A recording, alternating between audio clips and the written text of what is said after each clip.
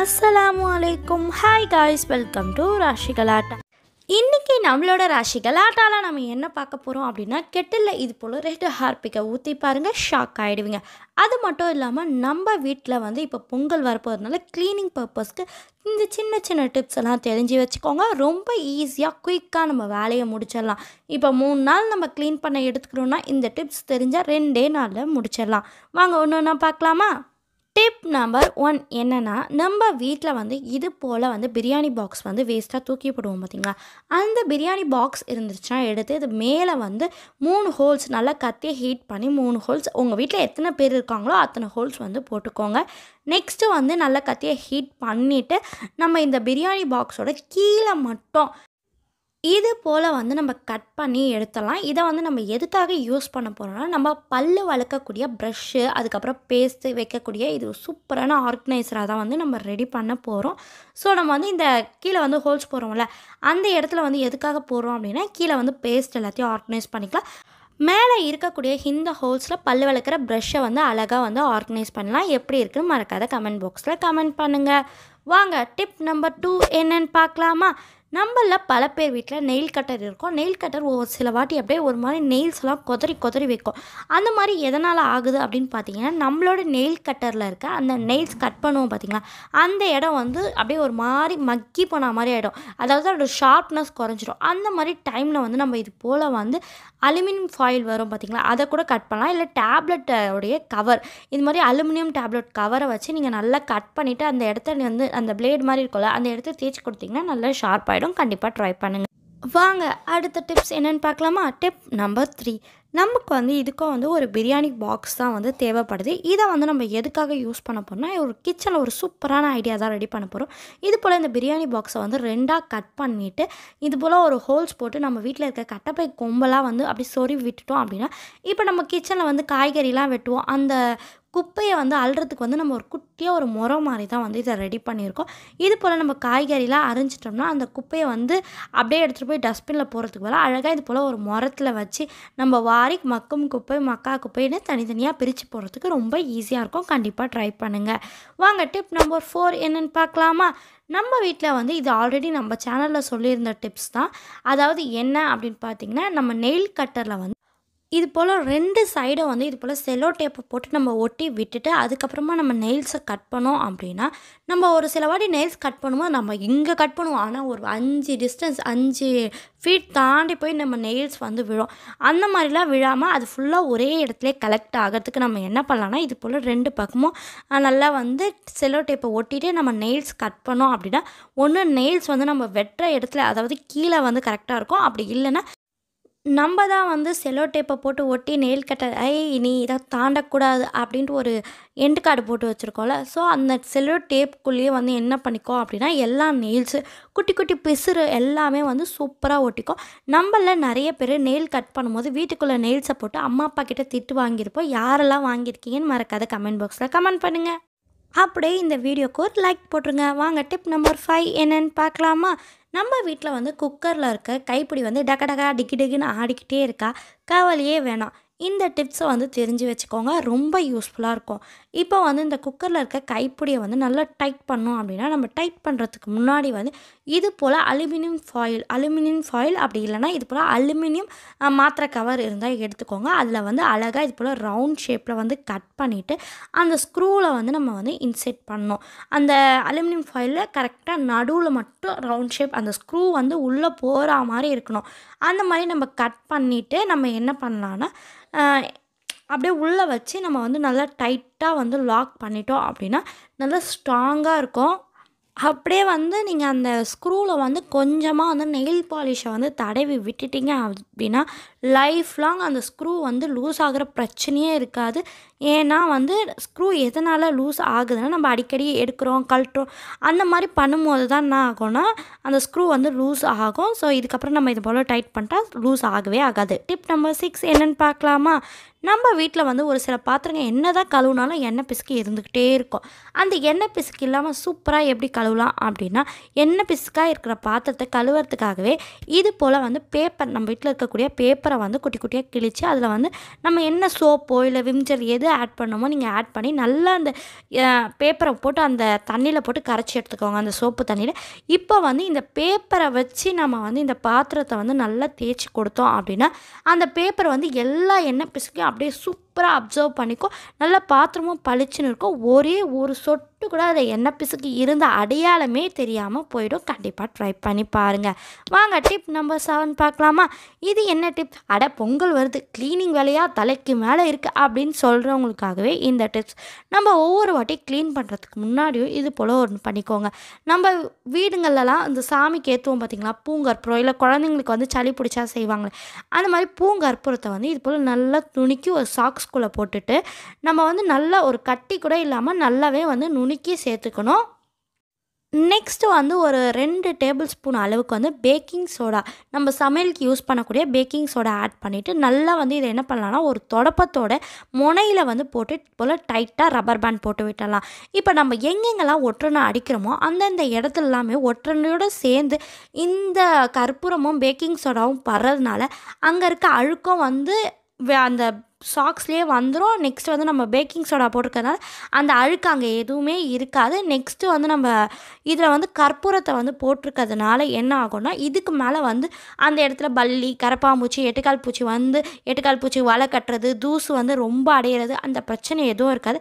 இதை வந்து நம்ம கை கால்லாம் போகாத எங்கன்னா இடுக்கா இது போய் குட்டி குட்டி இடம்லாம் இருக்கும்ல, அந்த மாதிரி இடத்துலலாம் க்ளீன் பண்ணி எடுக்கலாம்.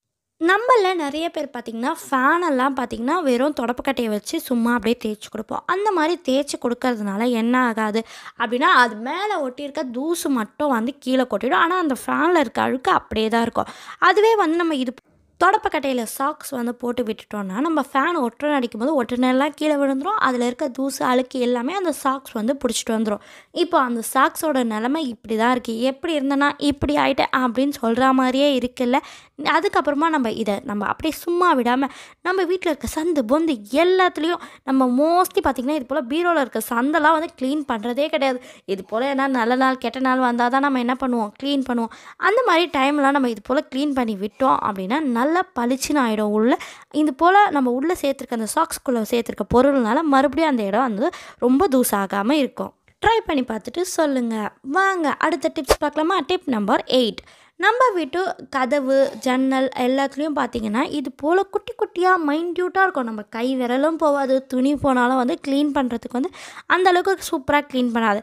அந்த மாதிரி இடத்துலலாம் நம்ம பல்லு விளக்கிட்டு வேஸ்ட்டாக தூக்கி போடக்கூடிய தேஞ்சு போன ப்ரஷ் இருந்தால் எடுத்துக்கோங்க, இல்லை க்ளீனிங்க்கு யூஸ் பண்ணக்கூடிய ப்ரஷ் இருந்தாலும் எடுத்துக்கோங்க. நீங்கள் வந்து இது போல் மைன்யூட்டாக ரொம்ப இடுக்கான குட்டிப்பான பகுதியெல்லாம் இது போல் ப்ரஷ்ஷை வச்சு க்ளீன் பண்ணிங்க அப்படின்னா பாதி தூசு கீழே வந்துடும், பாதி தூசு வந்து காற்றோட காற்றா கலந்துரும். நம்ம கதவை பளிச்சுன்னு மாறிடும். நீங்கள் இது போல் ப்ரஷ்ஷை வச்சு நல்லா க்ளீன் பண்ணிட்டு சும்மா ஓவராலாக வந்து ஒரு ஸ்பாஞ்சோ இல்லை காட்டன் கிளாத்தோ தண்ணி தொட்டு நல்லா தொடச்சி விட்டுட்டிங்கன்னா நம்ம கதவு அப்படியே புதுசாக பளிச்சுன்னு பலன்னு மின்னும். கண்டிப்பாக ட்ரை பண்ணி பாருங்கள், ரொம்ப யூஸ்ஃபுல்லாக இருக்கும். வாங்க டிப் நம்பர் 9 என்னென்னு பார்க்கலாமா? நம்ம வீட்டு குழந்தைங்க இது போல் செவுத்தை அழுக்காக்கி வச்சுருக்குறாங்க. அது என்ன பண்ணுறது ஒன்றுமே புரியலையா? அப்போ வந்து நம்ம இந்த டிவி, ட்ரெஸ்ஸிங் டேபிள்லாம் வாங்கினா இது போல் ஹார்டான ஒரு ஸ்பாஞ்ச் இருக்கும். இல்லை நீங்கள் ஃபேன்சி ஸ்டோர், ஹார்ட்வேர்ஸ் கடையெல்லாம் கேட்டிங்கன்னா கூட கொடுப்பாங்க. இது போல் ஹார்டாக இருக்கும் அந்த ஸ்பாஞ்சு. நல்லா வந்து தேய்க்கிறதுக்கும் நல்லா சூப்பராக இருக்கும். இது நார்மல் ஸ்பாஞ்ச் கிடையாது, கொஞ்சம் ஹார்டாக இருக்கும் ஸ்பாஞ்ச். இது வந்து நாங்கள் டிவி வாங்கும்போது இந்த 4 சைடை வச்சு வந்துச்சு. ஸோ அதையே நான் வந்து எடுத்து யூஸ் பண்ணிக்கிறேன். உங்ககிட்ட இல்லைன்னா நீங்கள் ஹார்ட்வேர்ஸ் கடையில் இல்லை ஃபேன்சி ஸ்டோரை கேட்டு பாருங்கள். நெக்ஸ்ட்டு வந்து இதுக்கு வந்து நடுவில் வந்து கட் பண்ணி விட்டுட்டு நான் வந்து ஷாம்பை வந்து உள்ளே ஊற்றிக்கிறேன். இப்போ லைட்டாக தண்ணி தொட்டாலே அப்படியே அந்த நுரை பொசுன்னு வருது. எப்படி வருது பார்த்தீங்களா? இப்போ வந்து இதை வந்து நம்ம எதுக்காக யூஸ் பண்ண போகிறோம் அப்படின்னு பார்த்தீங்கன்னா, நம்ம வீட்டு செவுத்துல நம்ம குழந்தைங்களோட கைவண்ணம் அதிகமாக இருக்கும். ஸோ அது எல்லாத்தையும் க்ளீன் பண்ணுறதுக்காக தான் நம்ம வந்து இது போல் வந்து நல்லா தேய்ச்சி கொடுத்துட்டு நெக்ஸ்ட்டு வந்து ஒரு ஸ்பாஞ்ச், நார்மல் ஸ்பாஞ்ச் வச்சு நல்லா தொடச்சி விட்டுட்டோம் அப்படின்னா நம்மளோட செவுரு வந்து பளிச்சுன்னு பளபளன்னு மாறிடும். நம்ம வீடும் புதுசு போல் மின்னும். செவுத்துல மட்டும் தான் மின்னுமா அப்படின்னு கேட்டிங்கன்னா கண்டிப்பாக கிடையாது. நம்ம வீட்டோடைய கதவுலாம் கூட நம்ம குழந்தைங்களோட கைவண்ணம் பயங்கரமாக இருக்கும். ஸோ அந்த மாதிரி இடத்துலலாம் கூட நம்ம என்ன பண்ணலாம்னா இந்த ஹார்டான ஸ்பாஞ்சை வச்சு க்ளீன் பண்ணிட்டா சூப்பராக இருக்கும். அதுக்கப்புறம் நம்ம வீட்டில் வந்து கிச்சனில் இருக்கட்டும், பாத்ரூமில் இருக்கட்டும், இது போல் ஏன் தான் இங்கே ஒரு மாதிரி பிசு பிசுன்னு ஆகுதுன்னே தெரியாது. மோஸ்ட்லி நம்ம வீட்டு கிச்சனில் தான் பார்த்திங்கன்னா பிசு பிசுன்னு ஆகும். அந்த மாதிரி இடத்துல கூட நீங்கள் இந்த போல் ஸ்பாஞ்சை வச்சு நல்லா தொடச்சிட்டு அதுக்கப்புறம் ஒரு சாஃப்டான ஸ்பாஞ்சை வச்சு தொடச்சிங்கன்னா நல்லா பளிச்சுன்னு ஆகிடும். அதுக்கப்புறம் நம்ம வீடு எப்படி இருந்தேன்னா இப்படி ஆகிட்டேன் அப்படின்னு சொல்கிற மாதிரி பலன்னு மின்னோம். நம்ம டிப் நம்பர் 10 பார்க்கலாமா? இது போல் கெட்டிலில் வந்து ரெட் ஹார்பிக்கை ஊற்றி பாருங்கள், ஷாக் ஆகிடுவீங்க. அது ஏன்டா அப்படின்னு யோசிக்கிறீங்களா? நம்ம கெட்டிலில் வந்து டெய்லி வந்து குழந்தைங்க குளிக்கிறதுக்காக சுடு தண்ணி போடுறேன். குடிக்கிறதுக்காக நான் போடலை, குளிக்கிறதுக்காக தான் நான் போடுறேன். ஸோ அதனால தான் வந்து நான் என்ன பண்ணுறேன்னா இது போல் கொஞ்சமாக ரெட் ஹார்பிக்கை யூஸ் பண்ணி நல்லா இது போல் ஒரு ப்ரஷ்ஷில் வந்து கம்பி பஞ்சு, அதாவது ஸ்டீல் ஸ்க்ரப்பரை கொஞ்சமாக பிச்சு நல்லா வந்து ரப்பர் பேண்ட் போட்டு டைட் பண்ணிவிட்டு நம்ம ரெட் ஹார்பிக் போட்டு தேய்ச்சி எடுத்தோம் அப்படின்னா அதில் கொஞ்சம் கூட உப்பு கரை வந்து இருக்கவே இருக்காது. நம்மளை வந்து இந்த கெட்டிலில் வந்து தண்ணி அப்படியே கொச்சி அப்படியே உப்பு கரை வந்து ஏறிடும். இது கொஞ்ச நாள் என்ன ஆனா நீங்களே பார்த்தீங்கன்னா தெரியும், நான் எவ்வளோ தேய்ச்சாலும் வந்து உள்ளே வந்து அப்படியே துரு வந்து திண்டு போயிருக்கு. நம்ம உப்பு கரைக்கே அடியில் வந்து துரு திண்டு நம்ம கெட்டிலே வேஸ்ட்டாக போயிடும். நீங்கள் அதனால் ஒரு வீக்லி ஒன்ஸ் வந்து இது போல் க்ளீன் பண்ணிவிட்டு இது போல் எப்போவுமே கெட்டில் வந்து யூஸ் பண்ணிவிட்டு இது போல் நல்லா கவுத்தி காய வச்சு அதில் இருக்க தண்ணி எல்லாம் சொட்டி வெளியே வரணும். அப்போ தான் வந்து கெட்டிலில் வந்து உப்பு கரை வந்து சேராமல் இருக்கும். உங்களுக்கு வேணும்னா நீங்கள் இது போல் ட்ரை பண்ணி பார்க்கலாம். இல்லை வேறு டிப்ஸ் வேணும்னாலும் கமெண்ட்டில் சொல்லுங்கள். நான் அது என்ன போட்டால் போகுது அப்படின்னு பார்த்து உங்களுக்கு அப்லோட் பண்ணுறேன். என்னோட ராசி கலெக்ஷன் வந்து சில அப்டேட்ஸை பார்க்கலாம்.